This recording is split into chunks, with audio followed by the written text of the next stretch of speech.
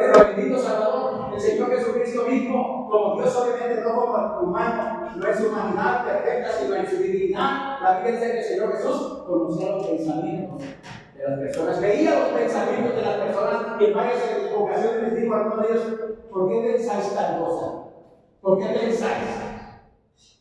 Haciendo referencia que Él conoce los pensamientos. Dios conoce nuestros pensamientos. Y por eso debemos reflexionar, meditar, analizar bien y tener cuidado, porque Dios conoce nuestros pensamientos. ¿Sabes? Dios sabe perfectamente cuáles son tus caminos, cuáles son mis caminos, cuáles son tus anhelos, mis anhelos, cuáles son tus motivaciones, mis motivaciones, cuáles son tus prioridades, cuáles son mis prioridades. Dios sabe perfectamente, a Él no lo podemos engañar. Por eso dice la palabra de Dios en Gálatas capítulo 6: no te engañes, no se engañe, Dios no puede ser burlado. Todo lo que las personas, todo lo que el hombre se da, Él también va a cosechar. Hoy día la gente sigue cosechando lo que sembró. Tú y yo, probablemente hoy o mañana, vamos a cosechar lo que sembramos ayer, o ayer, o hace una semana, o hace 5 años, o 10 años, o 20 años.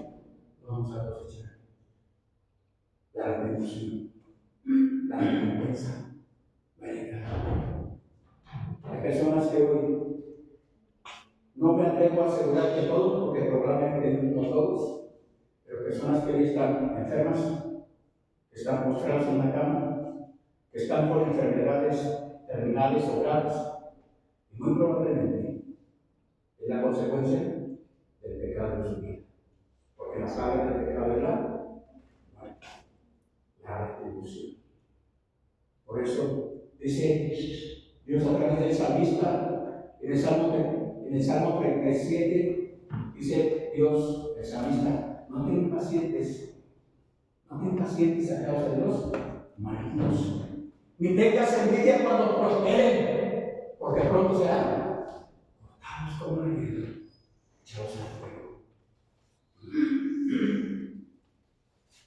Era el año aproximadamente 538 a.C., cuando Dios habló a través de Ciro, un rey persa, que le permitió a Israel regresar después de la cautividad de Babilonia. Estuvieron en Babilonia cautivos por 70 años aproximadamente, por causa de su rebeldía y su desobediencia a la palabra de Dios. Y bajo el liderazgo del Sibir de Zorobabel y la guía espiritual de Josué, el sumo sacerdote, se dice que alrededor de 50,000 judíos regresaron de Babilonia, ¿no? Donde Dios los había mandado que regresaran, pero Dios fue claro en las instrucciones que Dios les dio a ellos. Así como Dios es bien claro de las instrucciones que Dios da acerca del pecado, de la muerte, de lo que le agrada, no le agrada, de lo que es bueno para Él, lo que no es bueno, Dios es muy claro. Así como lo fue claro para que Israel, su pueblo, lo que tenían que hacer. Ellos se enfrentaron a dos cosas que los desanimaron, dos cosas que allí estuvieron presentes y dos cosas que los desmotivaron, y también dos cosas que tomaron como pretexto para no hacer lo que Dios les estaba pidiendo que hicieran. Dos cosas. Una vez que regresaron, empezaron a recibir la oposición de sus vecinos, pueblos que estaban cerca. Empezaron a recibir la oposición. Se oponían a que ellos volvieran a reconstruir el templo de Jerusalén. Y también se enfrentaron que había muchos judíos que eran indiferentes a la causa de Cristo, a lo que Dios les, a la causa de Dios, lo que Dios les estaba pidiendo que hicieran. Muchos de ellos, su indiferencia, fueron indiferentes. Trataron de ignorar lo que Dios les estaba pidiendo que hicieran. Y que era algo primordial, que era algo importante para Dios y también para ellos. 16 años paró la obra, pero más tarde, Ageo y Zacarías fueron comisionados por el Señor para alentar al pueblo en dos cosas. Tenían que reconstruir el templo, la reconstrucción del templo. La segunda cosa, tenían que ordenar sus prioridades. Y el resultado fue que en 4 años, solo en 4 años, después de esperar 16 años, solo en 4 años más tarde, terminaron la obra. En el año 516 a.C., según Esdras capítulo 6, versículo 15, terminaron el trabajo. Pero quiero que reflexionemos en dos cosas, hermanos, que meditemos en dos cosas, que hoy están presentes en el pueblo de Dios. Hoy están presentes en los que decimos ser hijos de Dios, en los que decimos que confiamos en Dios, en los que decimos que la Biblia es la palabra de Dios, en los que decimos que la Biblia es nuestra guía de fe práctica, ¿no? En los que decimos que la sana doctrina, ¿verdad?, debemos mantenernos como el pueblo de Dios, como la iglesia de Dios, en la sana doctrina, porque Dios nos manda que nos mantengamos firmes en la sana doctrina. No te vas a apartar ni a diestra, ni a la derecha, ni a la izquierda. Le dijo Dios a Josué: nunca se apartará de tu boca este libro de la ley, sino que de día y de noche meditarás en él, para que guardes y hagas todo lo que en él está escrito, porque entonces harás prosperar tu camino y todo te irá bien. Todo te irá bien. ¿No? Y cuando le dice todo, es todo. Todo. Cuidado. Cuidado. Hay cosas o bendiciones que no vienen de Dios. Que Dios no las envía, que Dios no las está, no provienen de Él. Cuidado. Hay personas que dicen: es que Dios me bendijo con un buen trabajo. Ah, qué bueno, gracias. Pero resulta que su trabajo no les permite ni congregarse ni domingo, y tampoco entre semana de oración, porque su trabajo no se los permite. Y entonces, ¿cómo puede pensar esa persona que ese trabajo no se lo dio? Dios nos va a dar un trabajo, una bendición para que nos alejemos de Él. Dios nos va a dar un trabajo, una bendición de cualquier tipo, no solamente material, de cualquier tipo, para que nos alejemos de sus propósitos o que vayan en contra de su obra. Por eso debemos de tener cuidado cuando recibimos bendiciones. Cuando recibimos, yo diría, ascenso, ¿verdad? Cuando recibimos una nueva oportunidad, una maravillosa oportunidad se presentó delante de mí, tenemos de tener cuidado y analizar bien y decirle a Dios: Dios, esto viene de ti. Esto tú me estás permitiendo en mi vida. Esto tú estás abriendo esta puerta. Si tú me estás abriendo y si viene de ti, entonces dame la sabiduría para saber qué debo hacer. ¿Qué debo hacer? Por eso debemos de tener cuidado.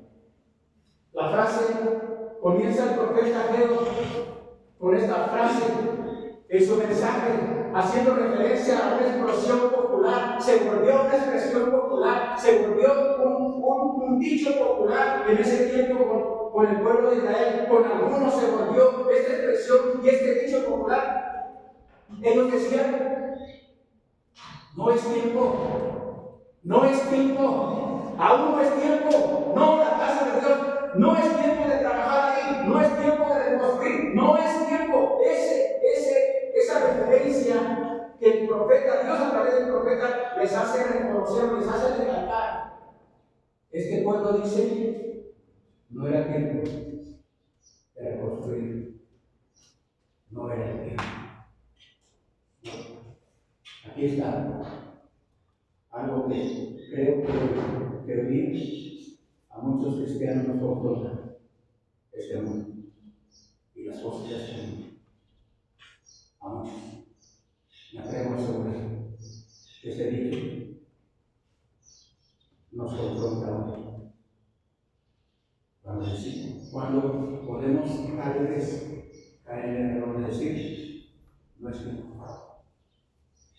La obra de Dios, la casa de Dios, el evangelismo, la oración, las misiones, la obra de Dios en general. Cuando decimos: no es tiempo. O decimos: no puedo. O decimos estoy ocupado, o estamos ocupados, etcétera, etcétera. Esta frase, este dicho, esta referencia, esta por eso llegó a ser una expresión popular del pueblo. ¿Recuerdas cuando dice la Biblia que Moisés, por orden de Dios le dijo, vean, manda a personas que van a conocer la tierra prometida, la tierra de Canaán, esa tierra que Dios le dijo a su pueblo, en la cual fluye leche y miel, yo te la voy a dar a ti, para que tú la disfrutes, sea una bendición en tu vida. Y entonces la Biblia dice que Moisés envía a 12 espías, 12 jóvenes príncipes de las 12 tribus de Israel, cada uno de las 12 tribus de Israel, los envía a los 12, van los 12, y inspeccionan la tierra. No dice cuántos días, pero probablemente duraron días inspeccionando la tierra. Y no nada más inspeccionaron la tierra de Canaán, sino también tomaron de sus frutos, de los frutos que dieron. Y cuando regresan, le dicen a Moisés, es cierto, la tierra es muy fértil, la tierra es rica, la tierra que trajeron, comprobaron los frutos que trajeron para que lo vieran Moisés y su pueblo. Pero dice la Biblia que 10 de ellos desanimaron a todos. 10. Dijeron, hay gigantes allá. Y nosotros éramos como chapulines. Se van a comer hasta nuestros hijos. Y empezaron a hablar. ¿Hasta qué? Desanimaron a todos. Y parecía que esta referencia que menciona Leo contaminó, afectó el desánimo del pueblo de Israel. Y tuvieron que pasar 40 años, anduvieron en el desierto de Sinaí, ¿está bien? Y murió toda esa generación que no le creía a Dios. Murieron. Pues, ¿y sabes quién entraron a poseer la tierra? ¿Sabes quiénes? Esos que ellos vinieron, sus niños. Los que eran sus niños, obviamente crecieron en el desierto, ellos fueron que entrar a poseer la tierra de Canaán, porque le creyeron a Dios. ¿Y por qué? No fueron indiferentes a lo que Dios les decía. Esta tierra es para ustedes. Estaban engañados por una clase popular que había contaminado el corazón de aquellos judíos que habían salido de esclavitud y que habían visto las maravillas de Dios, pero se les alejaron. Dos cosas. Estaban motivados por la oposición hostil de sus vecinos, y también la segunda cosa, la falta de prosperidad económica. Dice aquí la Biblia, trabajaban mucho, sembraban mucho, versículo 6, sembraban mucho y recogían poco, comían y no se saciaban, bebían y no quedaban satisfechos, se vestían y no se calentaban, y el que trabajaba jornal recibía su jornal en saco roto. Y no solamente eso, dice, así ha dicho Jehová de los ejércitos, versículo 7, meditad sobre vuestros caminos. Y una vez más le recalca a Dios, sobre vuestros caminos, no dice mis caminos, dice sobre vuestros caminos. Mediten, piensen, reflexionen, dense cuenta. ¿No? Y entonces una vez más les dice, les da la instrucción de que suban al monte y traigan madera para edificar la casa y poner en ella mi voluntad y seré glorificado. Ha dicho Jehová de los ejércitos. Y una vez más les dice, buscas mucho y hallas poco.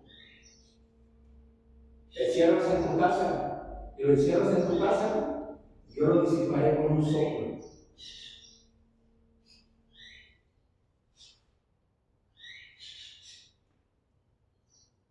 No solo eso, dice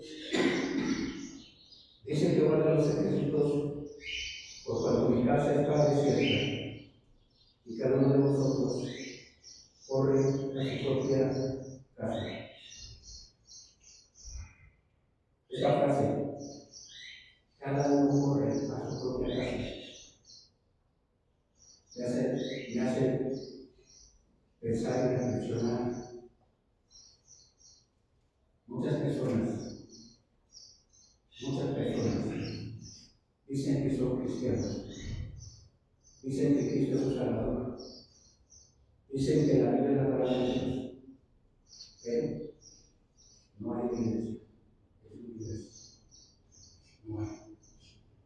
Están ocupados en sus cosas. Están ocupados en su trabajo. Están ocupados en sus labores. Están ocupados en sus proyectos, en sus planes. No hay. Cada uno corre a su casa. La raíz de este ánimo de postergación significa que pensaban que podían dejar para después hacer lo que Dios les estaba pidiendo.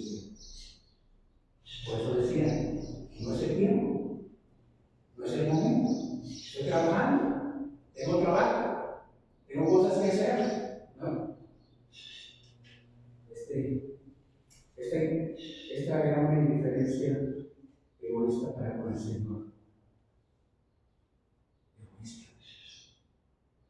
Cuando le decimos, esto lo quiero aplicar para mí, pero si hay algo en tu corazón y puedes estar o no estar de acuerdo, lo aplico para mí.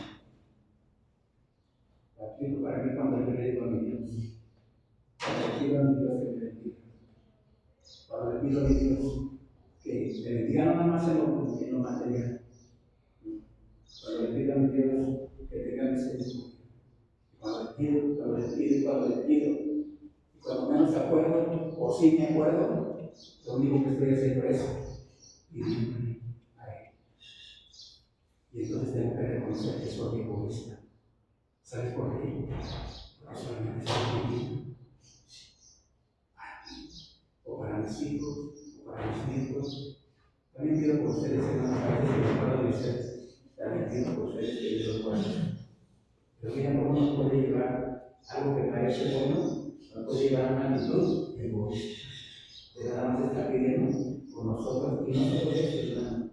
No esperar, o no tener el cuidado de decir Dios, yo te pido todo esto, pero ahora tú dime qué quieres que yo haga.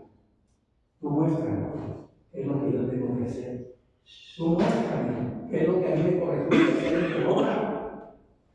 Muéstrame cuáles son las cosas que yo tengo que hacer para agradarte a ti, para que tú estés contento y te agrades de mí. Por eso el Señor dice aquí, el profeta, el Señor le desagradó tanto que se refiere a ellos como este pueblo. Les dice este pueblo. ¿Y sabe por qué usa esa referencia?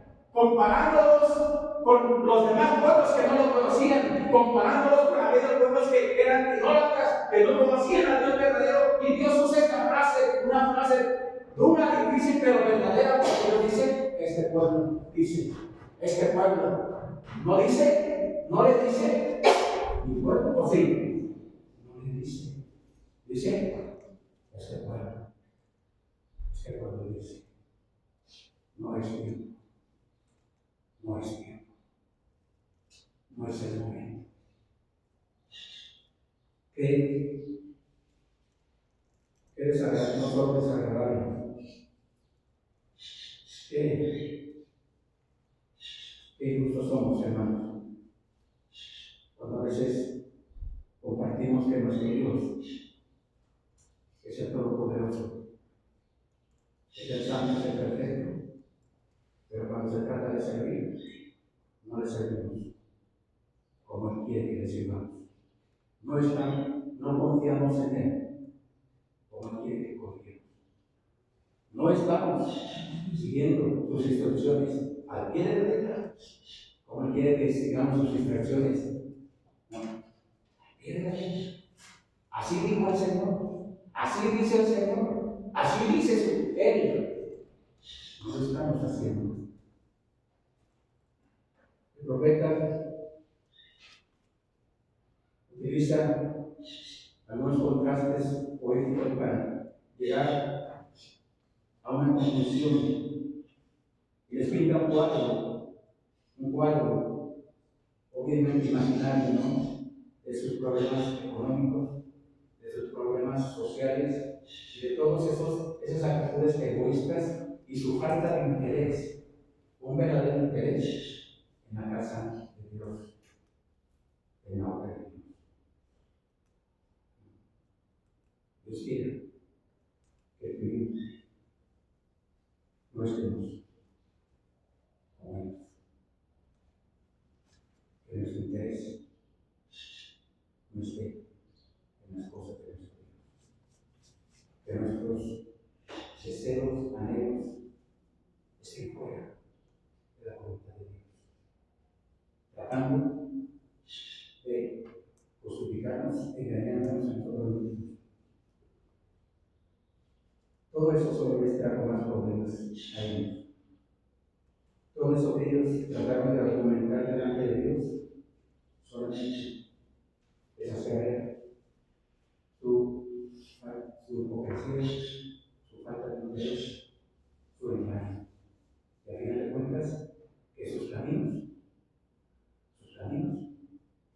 no eran los caminos de Dios. Sus pensamientos no eran los pensamientos raros. Y estaban siguiendo su propia voluntad. Dice Salomón en Proverbios capítulo 3, no se sabio en tu propio camino. Teme a Jehová y apártate del mal, porque serán encima huesos. No pretendamos, hermanos, ser más sabios que nuestro Dios.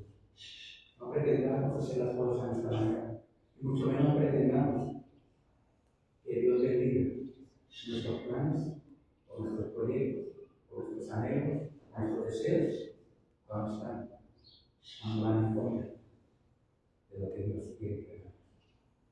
Cuando el Señor Jesús enseñó sobre las cosas materiales, cuando enseñó de la comida, el calzado, y de esas cosas básicas, materiales pero básicas o necesarias, después de dar esa instrucción, el Señor Jesús da un mandamiento en Mateo capítulo 6, versículo 33, y el Señor Jesús les dice, después de dar todas esas instrucciones, les dice, el mandamiento es buscar primeramente el reino de Dios y su justicia.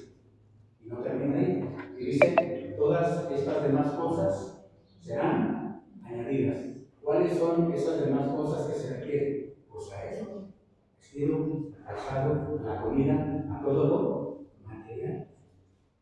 Por eso el mandamiento, el principio bíblico es este: buscarlo a Él, buscar su reino, confiando que todas las demás cosas vendrán por añadidura.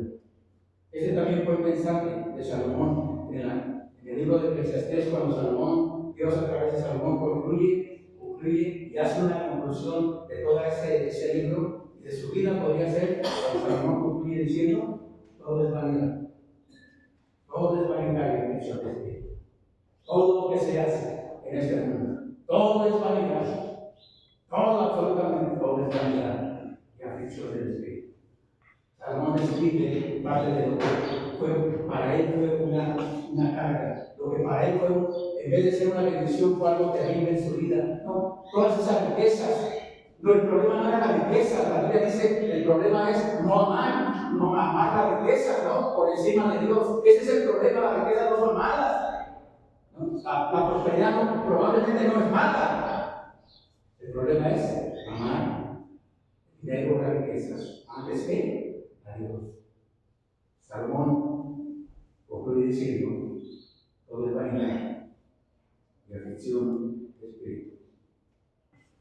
La frase final del profeta dice la palabra de Dios, que después de que Dios le envió a Ageo, después de declararles todo lo que estaba pasando, lo que estaban viviendo, todo lo que estaba sucediendo, y de darles, no solamente de darles las instrucciones necesarias, dice la palabra de Dios que se arrepintieron, obedecieron y temieron, porque sabían que Dios estaba con ellos. Porque Dios les dijo, ay, si haces lo que te digo, Si haces lo que te mando, si haces todo lo que yo quiero que hagas, yo voy a estar contigo. Yo voy a estar contigo. ¿Recuerdas cuando el Señor le dice a la iglesia, después de preparar a los discípulos, les da el mandato, la gran comisión, pero el Señor al final les dice, a la iglesia, yo estoy con vosotros todos los días, hasta el fin.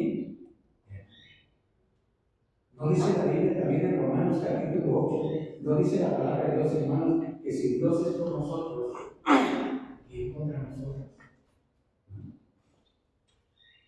Yo estoy con nosotros.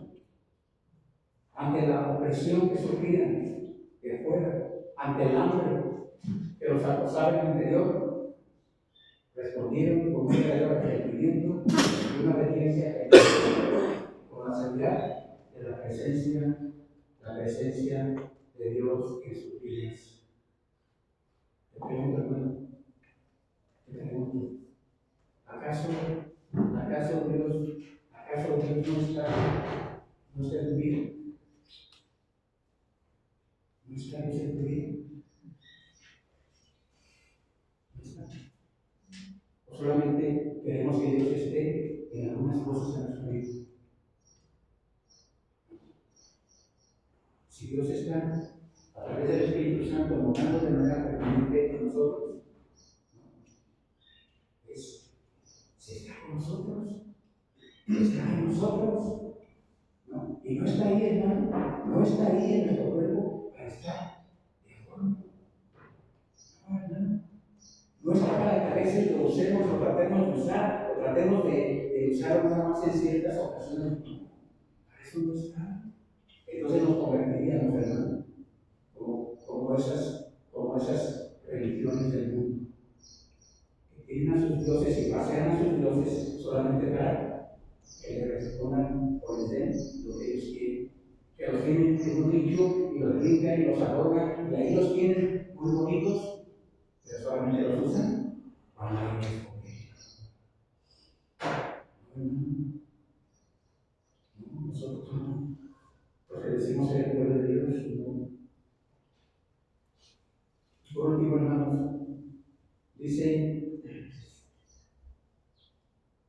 en el versículo 14 de ese capítulo, dice la palabra de Dios, y despertó Dios el espíritu de solo a ver. Bueno, lo voy a leer textualmente. Sí, versículo 14. Y despertó Jehová el espíritu de Zorobabel, hijo de Salatiel. Y ahí está espíritu con el minúsculo, hermano. No sea que el Espíritu Santo está con el minúsculo ahí.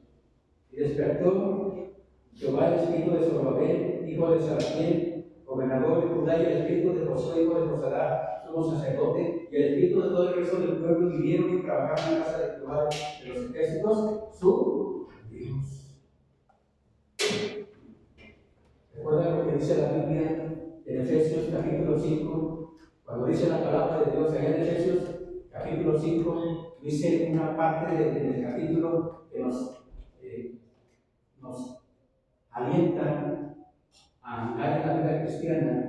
Y un pasaje de ahí de ese capítulo dice: despierta de tu que duermes y levántate de los muertos y te alumbrará Cristo. Dios despertó el espíritu en ellos, les infundió aliento a los líderes, y no solo a los líderes, también al pueblo, a través de su palabra, para llevar a cabo su obra. Y la respuesta fue un arrepentimiento verdadero, una obediencia total de parte del pueblo, y permitió que el Espíritu de Dios le diera el poder necesario para realizar su obra. Dice Zacarías capítulo 4, en el Antiguo Testamento, dice el Señor: porque no es con espada ni con ejército, sino con su Santo Espíritu. Y la importancia, hermanos, la importancia de que meditemos bien sobre nuestros caminos. ¿Qué estamos haciendo? ¿Qué es lo que estamos haciendo? ¿Hacia dónde nos estamos dirigiendo?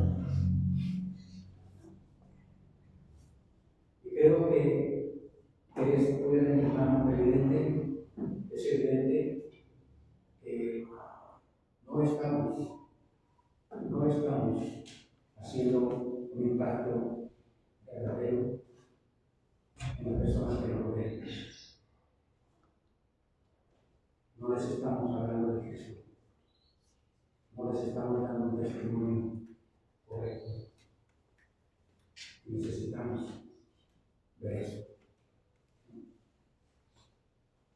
Nos queremos para hablar de Cristo a las personas. La semana pasada estuve con una sobrina mía, una sobrina que es adulto, no es niña, es joven, pero es un adulto. Supe que ingresó al hospital y al parecer era un infarto en 2 ocasiones, y creo que ahora ya no está trabajando, tiene que tener reposo, pero la cosa es que vamos a esperar, que nos avisen, nos digan. Supe que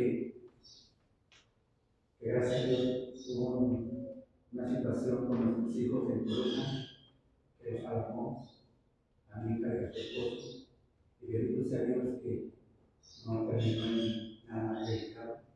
Digo bendito sea Dios no porque lo necesitamos, pero una vez más nos quedamos pensando luego, ¿qué estamos haciendo? ¿Qué estamos haciendo con nuestra vida cristiana, hermano? ¿Qué estamos haciendo por aquellas personas que están sin Cristo? ¿Qué estamos haciendo con nuestros familiares que siguen engañados? Que creo que ya nos acostumbramos a nada más saludarlos, ¿verdad? Y ahí nos retiramos. Ya nos acostumbramos a no decirles a ellos, ¿no? ¿Cómo está la salvación? Tienes el regalo de la vida eterna, has nacido de nuevo. Es importante, no que vayas a una iglesia, porque ir a una iglesia no es garantía o no es la señal de la vida eterna, no. Que tengan un encuentro de salvación y poderles explicar con la palabra de Dios. Creo que estamos, hermanos, en una situación difícil. Yo creo que estamos como en estos tiempos, donde nuestros caminos, nuestras metas, nuestros anhelos, nuestros deseos, no son los de Dios, no están a la par con los de Dios. Y por eso se cumple lo que pasaba con ellos. ¿No? Trabajan mucho, y le comen, y le buscan de una, de otra manera, y no saben. Planean de muchas formas, y es lo mismo. ¿Por qué? Porque sus prioridades están bien claras. El que no es hijo de Dios tiene razón porque no ha nacido de nuevo. Y no digo que este día está cercano, pero nosotros que decimos ser el pueblo de Dios, nosotros que decimos que por la gracia de Dios tenemos el Espíritu Santo, nosotros que decimos que por la gracia de Dios vamos al cielo, somos nosotros los que tenemos que meditar, analizar nuestros caminos y inventar todo aquello que no está bien en nuestra vida. Y mejor recuerda lo que dice la Biblia, dice Señor, es mejor sufrir por hacer el bien que por hacer el mal. Y todo aquel que quiera vivir piadosamente en Cristo Jesús padecerá persecución. Y el Señor Jesús, en el Sermón del Monte, dice: bienaventurados sois cuando por mi causa os vituperen y os perdigan y digan toda clase de mal contra vosotros, mintiendo. Gozaos y alegraos, porque así recibieron a los profetas que fueron antes de vosotros. Es mejor. Si vamos a sufrir, que sea por Cristo, por hacer su voluntad, por andar en sus caminos, andar y hacer las cosas que quieren que hagamos. Vamos a orar y terminar este tiempo. Padre nuestro que está en el cielo, Señor, una vez más queremos rogarle en el nombre de su Hijo, para que, Señor, pues nos ayude, Señor, a analizar nuestros caminos, a reflexionar. Y ayúdanos, Señor, a no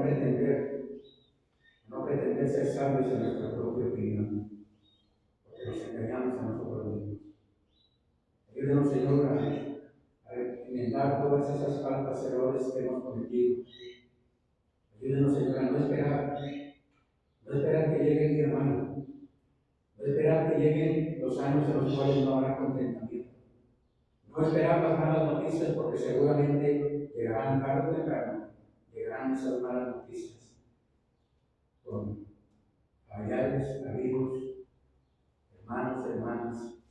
Y no somos pesimistas, somos realistas. Esa es la realidad. La realidad es que el mundo entero está bajo el maligno y cada día mueren miles de personas en el mundo. Y algunos no mueren. Hay muchas personas que no mueren, pero quedan a veces postrados por accidentes, enfermedades, y entonces se enfrentan a algo que no esperaban. Pero rogamos, Señor, que nos ayude a tener cuidado. Y ayúdenos, Señor, a andar en una verdadera vida cristiana. Ayúdenos, Señor, a andar en una verdadera vida espiritual. Ayúdenos, Señor, a ser una iglesia verdadera, una iglesia que prediquemos realmente el Evangelio, una iglesia que vivamos vidas santas, pero no aquí. Aquí no se trata de mostrarnos como cristianos. La santidad es en todo lugar donde andamos. Y sobre todo no callar, Señor, que no callemos, porque si callamos, también eso se nos va a demandar.